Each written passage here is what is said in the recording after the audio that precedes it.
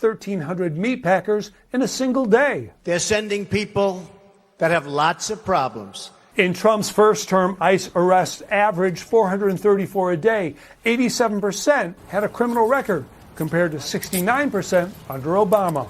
Under President Biden, ICE arrests initially declined, but by 2023 totaled 170,000, exceeding any of Trump's first 4 years. They have short memories. Dan Cadman's career in immigration enforcement stretches from Jimmy Carter through Barack Obama.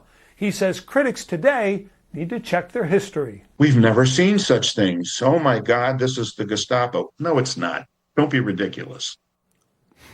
So ICE is now arresting 700 a day. However, they're running into a brick wall in criminal aliens bill, unlike President Obama, where many cities gave him access to their jails. That is not the case with sanctuary cities and President Trump. Okay, William, thanks. Wow.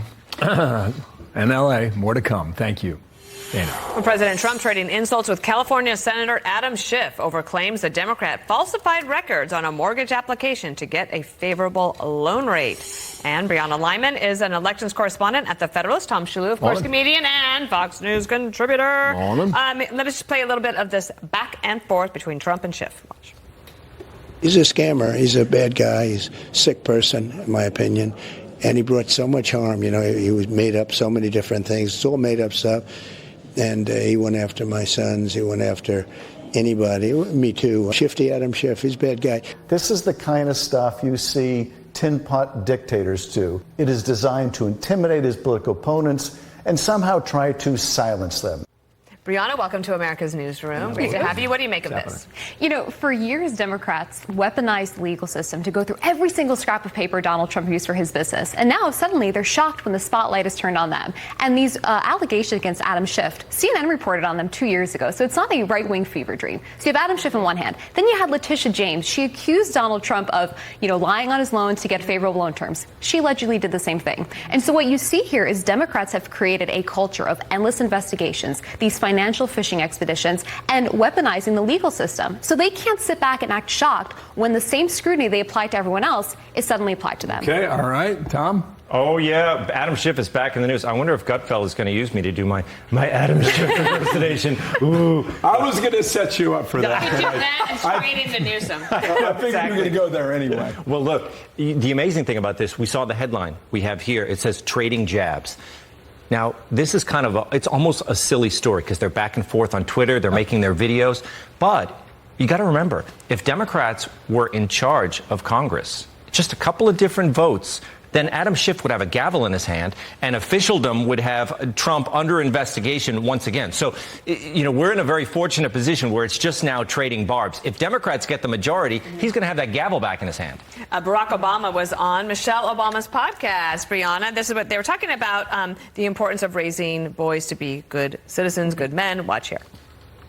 Some of the broad political trends we've seen, not just in this country, but around the world, have to do with this sense of,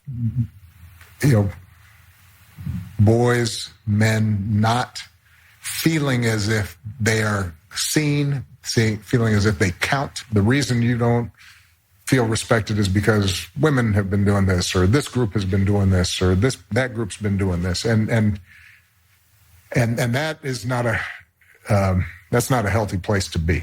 And I don't know if you remember, Brianna, he gave a pretty big speech on this when he was president. It's something he's been concerned about for a while, but the problem doesn't seem to get better. It doesn't, because Democratic policies across the board emasculate men. Leading up to the 2024 election, I was reading reports of even first-time Republican voters saying, I'm voting for Donald Trump because the bills for my family are too expensive. We're talking food, shelter. So fiscal policies, Democrats can't win over men. Their social policies, they focus on this hyper-obnoxious girl boss regime that says to men, there's no place for you. Republicans did the opposite. They said, we're going to pick policies that lift everyone up, but also allow men to have a sense of purpose. And I think Democrats' cluelessness about men is best exemplified in Tim Walz. They said that they chose him because his masculinity was terrifying.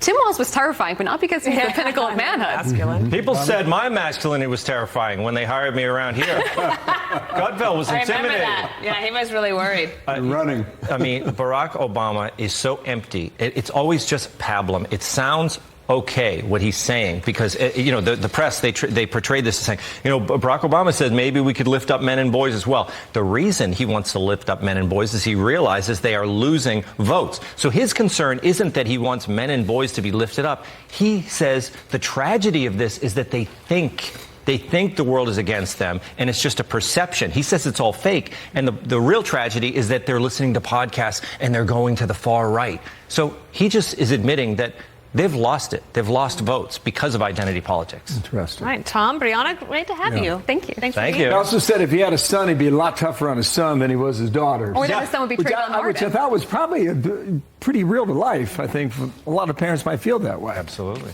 Thank you, Tommy. Thank Good impersonation. 37 minutes past now. And Caitlin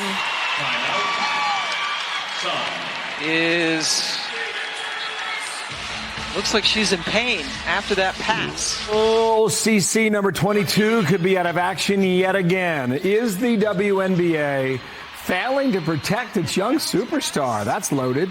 Plus, Democratic Socialist Zoran Mamdani looking to win over the Democratic establishment. Will he succeed? AOC's on board. Can Mamdani convince the moderates today?